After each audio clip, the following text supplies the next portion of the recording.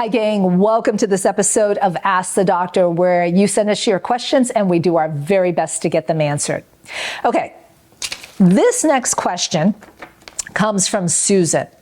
And Susan says, what are some of the causes of peripheral neuropathy besides diabetes?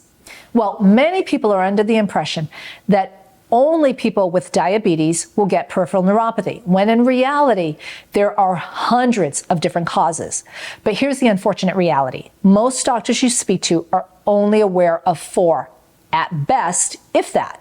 Commonly, they'll be aware of diabetes, chemotherapy, genetic disorders like Charcot Marie Tooth Syndrome, or autoimmune disorders such as Guillan Barre Syndrome as causes.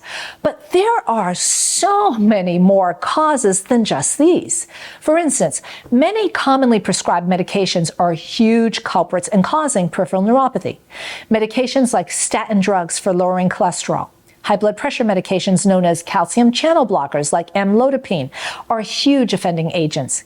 Antibiotics from the fluoroquinolone family, such as Levaquin or levofloxacin, Cipro or Ciprofloxacin, are notorious for causing peripheral neuropathy. There are also quite a few antidepressants that can cause neuropathy. Now, I could go on and on with medications and a huge list of them, but the list is just too extensive. Other things that can cause peripheral neuropathy are regular alcohol consumption. And I'm not just talking about alcohol abuse. Research has shown that drinking as little as 1 to 2 glasses of alcohol daily, and yes, this does include beer and wine, I get asked that all the time.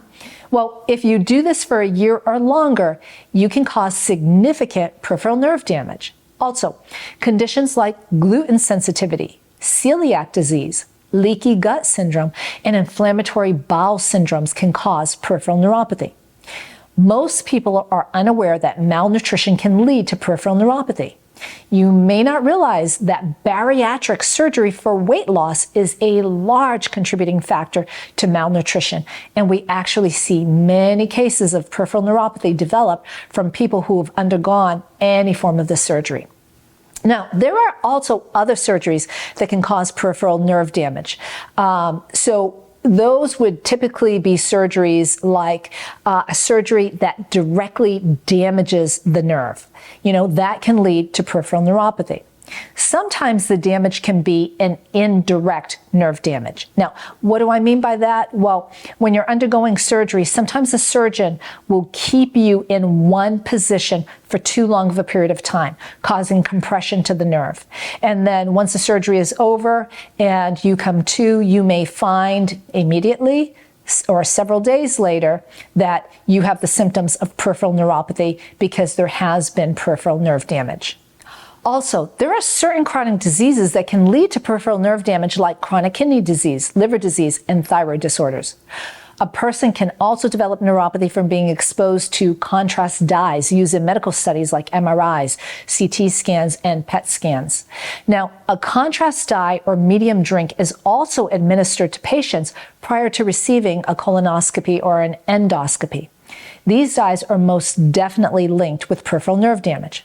There are certain infections that can cause peripheral nerve damage as well, like shingles, Lyme disease, and HIV.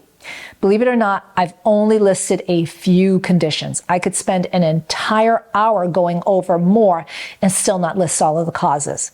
So the actuality is, in our 19 years of working with peripheral neuropathy cases, rarely have we ever found a case to be truly idiopathic, meaning of unknown cause. So keep your questions coming, gang. They help so many people.